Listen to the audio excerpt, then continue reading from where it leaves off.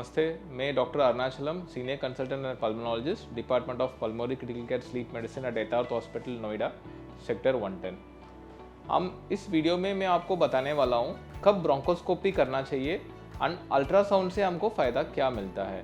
Bronchoscopy किसी भी patient को लंग कंसोलिडेशन है, निमोनिया है, उसकी कारण नहीं पता हो रहे, नॉर्मल एंटीबायोटिक से रिस्पॉन्स नहीं आ रहा है, ताकि निमोनिया के कारण तो बहुत सारी हो सकता है। एक तो बैक्टीरियल इन्फेक्शंस निमोनिया कर सकते हैं, फंगल इन्फेक्शंस कर पाते हैं, और आपको ट्यूबरक्लोसिस भी निमोनिया करते हैं, वायरल इन्फेक्शंस कर सकते हैं, और कभी कभार मेलिग्नेंसी भी हमको मिमिक करते हैं निमोनिया जैसा है।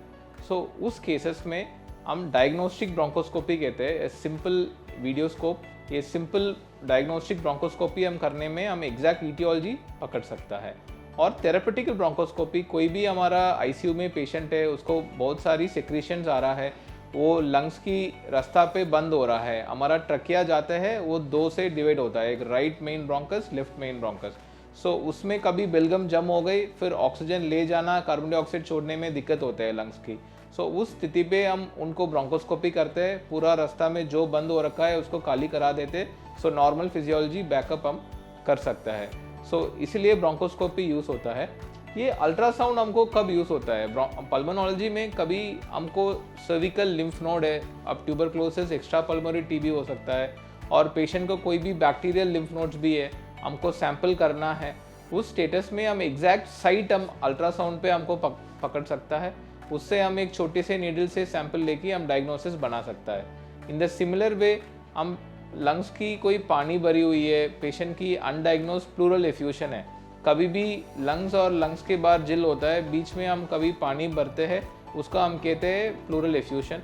उसकी कारण हमको नहीं पता हो रहा है, उस कंडीशंस में हम अल्ट्रासाउंड के साथ हम एग्जैक्ट साइट हम लोकलाइज कर सकता है, फिर छोटी से नीडल से हम सैंपल निकाल के टेस्ट के लिए भेज सकता है। वो भी कैसे करा जाता है मैं आपको इस वीडियो में बता दूंगा।